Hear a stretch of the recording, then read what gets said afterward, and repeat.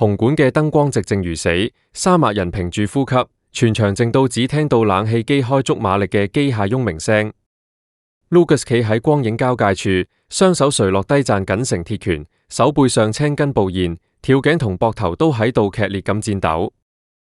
全香港嘅鏡頭，全城看客嘅目光，呢一刻全部喺度盯實佢。大家都在等呢個謝家嘅骨肉，張柏芝嘅命根，攰唔攰好似佢老豆當年咁喺台上掟吉他，或者好似佢老母咁喺眾目睽睽之下失控崩潰。但當一串清冷到好似刀鋒一樣嘅鋼琴聲割破呢個令人窒息嘅體面，佢開口嘅第一句唔係憤恨，而係救贖。舞台嘅大屏幕將佢嘅塊面無限放大，眼神裏藏住那個男人從未有過嘅沉重同悲憫。而在黑暗嘅貴賓席角落，那個曾經經驗全港歲月，如今卻滿身傷痕嘅張柏芝，正死死用雙手捂住塊嘴，拼命壓抑住喉嚨入面嘅烏煙，唔俾自己喊出聲。今日同大家講下，呢個係關於償還嘅夜晚。喺呢一夜之前，全港嘅報紙頭條都當呢對兄弟係單親棄子，話佢哋係謝霆鋒傳奇餘暉之下嘅陰影，係張柏芝瘋狂帶貨、孤身拉扯嘅負累。人哋當佢哋係馬戲團嘅猴子咁，用放大鏡去窺探佢哋自亂塊面上嘅豪門陳年血跡。但呢一刻，弟弟 Quintus 收場嘅指尖蛙歌琴鍵，每一陣急促、壓抑，甚至帶點神經質嘅斷奏，都好似喺鐵絲網上面爬行，每一步都帶住倒勾起那些關於利益、拋棄、爭奪嘅血淋淋回憶。呢個係兩個少年匿喺無數個失眠嘅夜晚，忍住隔離房媽咪因怒淚過度而傳出嘅壓抑咳嗽聲，一筆一畫一血寫出嚟嘅真相。台下那些等着睇謝家笑話嘅闊太同媒體開始慌亂，因為呢度唔再係粉飾太平嘅商業表演，而係一場在3萬人凝視之下，親手撕爛體面面具、外露滿身傷痕同鐵骨嘅靈魂坦白局。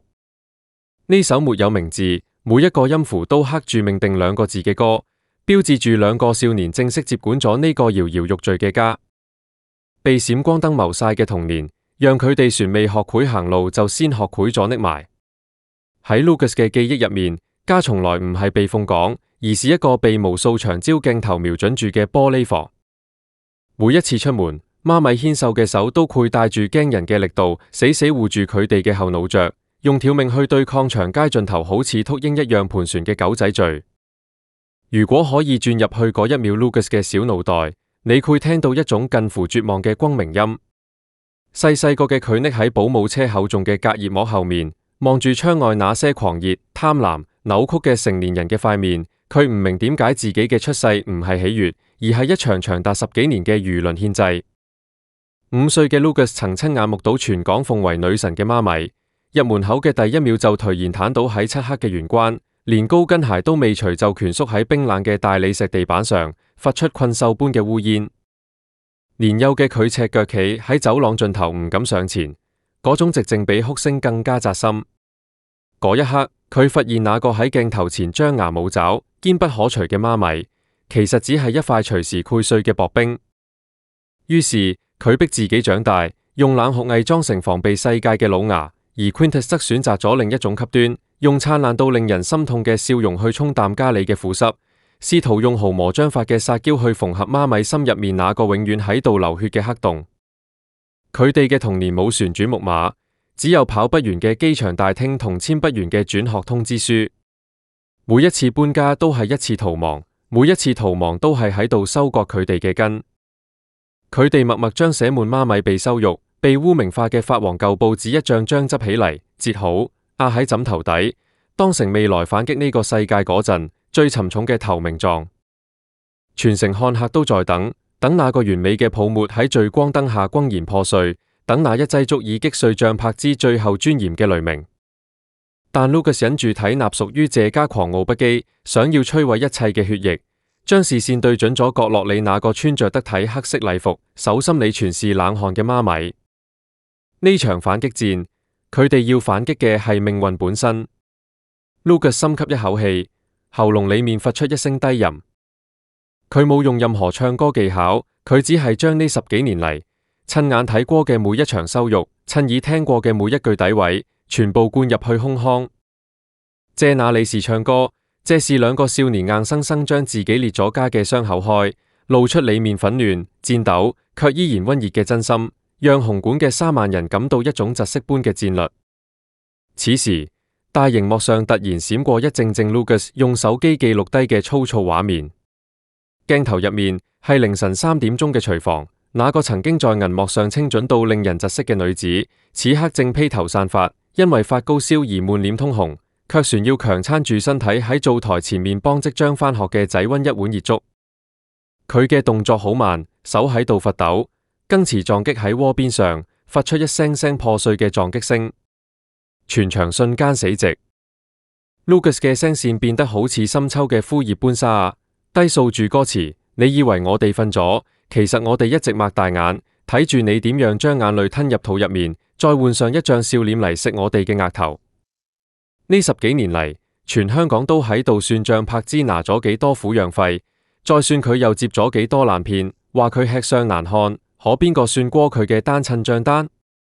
那是為了公仔返學爭取最好嘅教育，喺深夜嘅片場頂住暴雨反反复复跌落泥潭嘅次數，那是為了掩及疲態，在化妝間打下一層又一層厚重如面具嘅粉底，那是為了讓細路覺得個家仲完整，在團圓嘅節日一個人扮演老豆、老母、聖誕老人同超人嘅絕望。媒體總係話佢瘋癲，但如果你現過佢一個人喺深夜裏面跪喺地板上一塊塊擦拭住細路打碎嘅玻璃渣，你會發現嗰種所謂嘅瘋，是一個老母喺絕境之中生出嚟嘅鎧甲。Lucas 在歌裏唱到咗那次從未公開嘅醫療事故，年幼嘅 Quintus 病重，像柏芝一個人抱住細路喺醫院走廊裏面赤腳狂奔，鞋跑丟咗都唔知。佢冇幫那個光芒萬丈嘅大家族打過一通電話，佢只係好似一隻護崽嘅孤狼，用單薄嘅膊頭頂住咗成個世界嘅坍塌。呢種細膩到近乎殘酷嘅描寫，好似一把燒紅咗嘅烙鐵燙在每個一人嘅心頭。台下嘅張柏芝膊頭劇烈咁抽動着，那是佢藏咗10幾20年不為人知嘅狼狽同尊嚴。佢原以為自己掩飾得好好，但細路係最敏銳嘅記錄者，佢哋記錄咗媽咪每一次向投資箱低頭，記錄咗佢為了省時間陪佢哋喺保姆車入面大口大口吞咽放涼咗嘅便當。呢啲碎裂嘅細節，在兩兄弟嘅和聲之中，會聚成一股勢不可擋嘅洪流。呢個唔再係一份賬單，係兩個少年在替老母向呢個刻薄嘅世界討債。音樂轉入幽藍嘅暗黑美學，沉重嘅大提琴聲好似某種巨獸喺黑暗之中操縱咁喘息，唱出青春期無處安放嘅暴力同絕望。全香港都喺度盯着佢哋，想睇佢哋攰唔攰變歪。確實，Lucas 曾因為留住那個男人嘅血感到極度厭惡，整整3日把自己反鎖喺房裏面唔食唔飲。佢既要承受父愛嘅缺失，又要被逼成為媽咪情緒嘅唯一救命稻草。佢看着媽咪對着電視發呆，煙圈在空氣中扭曲，佢想衝過去抱住佢，卻又被莫名的憤怒推開。嗰個係靈魂喺廢墟上面被生生撕開嘅生長痛，佢只能在學校沉默，在球場上瘋狂對撞來稀釋苦味。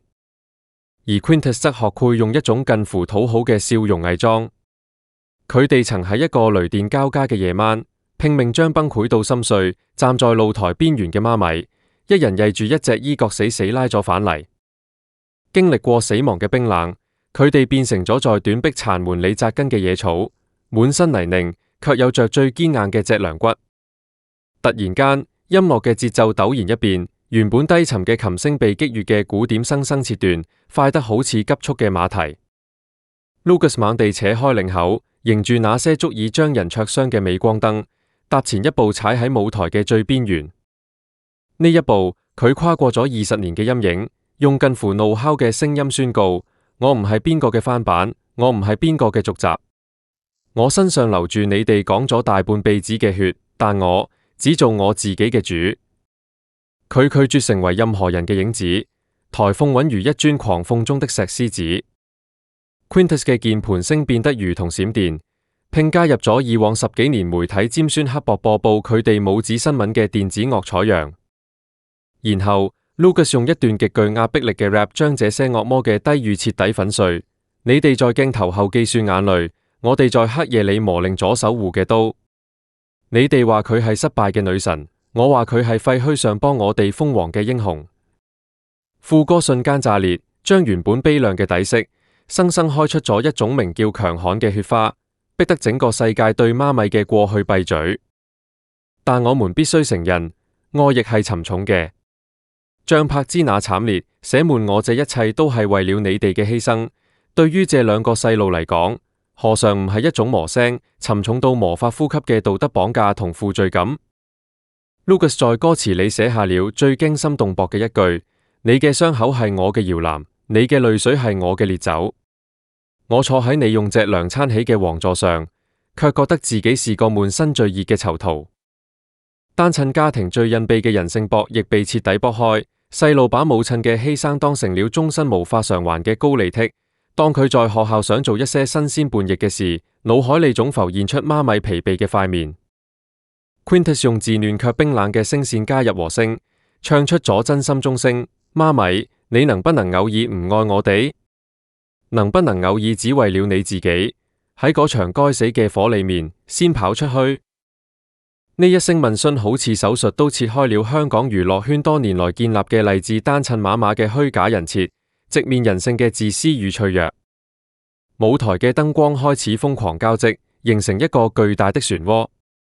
燈光橫掃過觀眾席，讓台下那些原本帶着挑剔、戲謔，甚至等着看謝家笑話嘅長焦鏡頭和眼睛磨柱頓形。音樂變得宏大而且悲憫，管弦樂嘅介入讓空氣中充滿咗教堂般嘅肅穆。全香港一邊在高樓大廈裏談論住張柏芝嘅瘋癲，一邊在茶餘飯後解救佢嘅身價。闊太們在下午茶時間用優越感將佢當成反面教材。可係當 Lucas 溫柔如鈍刀嘅聲音唱出那些母子相依為命嘅蛛絲馬跡嗰陣，呢種刻薄嘅平衡感崩塌咗。佢描述老母深夜對着帳單發呆，練習那麼標誌性卻一早已經空洞嘅微笑，引發了現場名媛闊太們由己及人，由豪門深處到精緻妝容下同樣支離破碎嘅女性困境集體共鳴。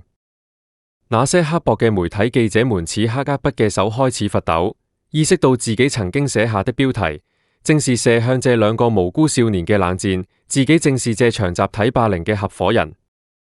Lucas 代媽咪原諒咗世界嘅刻薄同圍觀者嘅冷漠，呢種高度嘅寬恕反而變成最狠嘅耳光，刮在每一個看客嘅面上。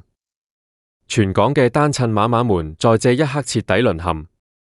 紅館內充滿了懺悔嘅淚水。人哋終於明白，張柏芝這10幾年嘅風，其實係呢個刻薄時代逼出嚟嘅生存策略。定音鼓嘅敲擊如悶雷滾動，層層堆疊，舞台燈光化作兩束頂天立地嘅金色光柱，將 Lucas 同 Quintus 嘅身影無限放大。全香港都喺呢一秒驗證咗某種基因嘅突變，佢哋企喺嗰度，氣場由受害者嘅自憐碎變成統治者嘅肅穆。Lucas 轉過身，直視鏡頭宣告：以前你背住我哋走，現在請你坐喺王座上，睇我哋幫你打落嘅一片江山。兩個少年正式完成身份蛻變，用力量在媽咪面前築起鋼鐵長城。從此以後，誰若想傷害呢個女人，必先跨過呢兩個男人嘅屍體。呢種加冕係對張柏芝過去所有苦難嘅最強力反擊。台下張柏芝仰起頭，任由淚水劃過那張依舊絕美嘅臉。呢個唔係卑微，係大權在握嘅釋言。佢贏了，贏得了這兩個少年對佢靈魂嘅終極認可。而在這一刻，Lucas 解下了背上的吉他，動作緩慢而優雅。佢走到舞台中央，對着黑暗之中築於佢哋家族過去榮光嘅方位，深深咁鞠咗一躬。嗰一躬唔係服從，係告別。佢喺度告別那個被稱之為謝霆鋒之子嘅標籤，告別那個被定義為單親棄子嘅過去。當佢重新挺直腰骨嗰陣，佢就係佢自己，佢係張柏芝長出嚟最硬嘅一塊骨頭。兩個少年用佢哋嘅才華同脊梁骨，將老母由被唾棄、被圍觀嘅罪女席位上，親手拉到去聖母嘅祭壇。合唱團諸神降臨般嘅聲線，將兩個年輕嘅王推上祭壇。因為他話俾世界知，真正嘅強者唔係從未破碎，而係喺破碎之後，能將那些碎片重新鑄造成一把所向披靡嘅重劍。音樂最終隱去咗所有的喧囂，沒有了鼓點與和弦，只剩下一架孤零零嘅鋼琴在空曠嘅舞台上叮咚作響，乾淨得不帶一絲塵埃。所有嘅起伏最終都要歸於平淡，所有嘅驚心動魄最終都要化作那一抹最尋常嘅夕陽。Lucas 同 Quintus 並肩坐喺鋼琴凳上，就像細個屋企入面一樣。呢一刻，佢哋不再是掌控全場嘅王，只是兩個終於可以在陽光之下大聲呼吸嘅細路。橫梗香港娛樂圈20年嘅謝，將兩個家族恩怨，在歌嘅結尾被 Lucas 以魚般嘅調試輕輕總列。原來所有嘅離別都唔係為了懲罰，而係為了等我哋喺更遠嘅地方遇見一個更完整嘅自己。全場觀眾靜默無聲，在極致嘅靜默中，人們仿佛看到20年前那個銀幕上驚鴻一瞥嘅少女跨越了流言如泥濘走來。原本以為謝家血脈裏流淌嘅是孤獨同叛逆，可現在全世界都睇到咗，在那股冷冽嘅血液裏面，竟生出咗一種名叫溫柔嘅力量。這種力量比憤怒更加強大，比對抗更加持久。最後一幕極具戲劇張力，演出徹底結束，冇 backcore，冇致辭。喺紅館嗰個巨大、充滿工業感嘅後台，張柏芝卸落咗那一身華麗嘅禮服，只係着咗一件最簡單嘅白恤衫。當 Lucas 同 Quintus 行落台嘅嗰一秒，佢冇講說話，只係伸出那雙依舊纖瘦卻唔再發抖嘅手，將兩個細路緊緊攬入懷中。嗰一刻冇鏡頭，冇閃光燈，只有佢哋母子三人額頭抵住額頭，是一個堅不可除嘅三角形。在這個三角形裏面，所有嘅流言蜚語、豪門恩怨都成了陳年舊報紙裏面嘅灰塵。他話俾我哋知，所謂嘅家族傳奇，並唔係支票上面嘅數字，而係呢種喺廢墟之上，在泥濘之中，依然能揚起頭向住光生長嘅韌勁。夕陽似乎真的落在紅館背後，在極致嘅愛與和解面前，任何修辭都是褻瀆。呢場演唱會改寫咗一個破碎家庭嘅敘事邏輯，人生呢一局，張柏芝同佢嘅細路哋喺全世界嘅助咒聲中，硬生生贏出咗一個圓滿。呢個就係宿命，就係人性，就係我哋喺呢個冷酷世界裏面唯一能爬牢、帶住體溫嘅光芒。好啦，今日嘅故事就同大家分享到呢度。大家睇完 Lucas 同 Quintus 喺公館嘅呢場靈魂覺醒，心裏面有啲乜嘢諗法呢？你哋覺得呢種從廢墟入面長出嚟嘅愛，係咪真係可以打敗命運嘅詛咒？張柏芝呢10幾年嘅付出，喺呢一刻算唔算係得到咗最完美嘅福報？歡迎大家喺影片下方留言，講下你哋嘅睇法，我哋一齊討論下。如果你都俾呢對兄弟嘅堅韌同孝順感動到，請記得一定要幫手冚個讚，將呢條片分享出去俾更多人睇到。仲有啊，如果你想收睇更多關於香港明星豪門恩怨背後的獨家猛料同深度分析，千祈唔好忘記訂閱我哋，同埋開啟隔壁個小鈴，咁樣有新片嗰陣你就可以第一時間收到通知啦。多謝大家嘅支持，我哋下期再見。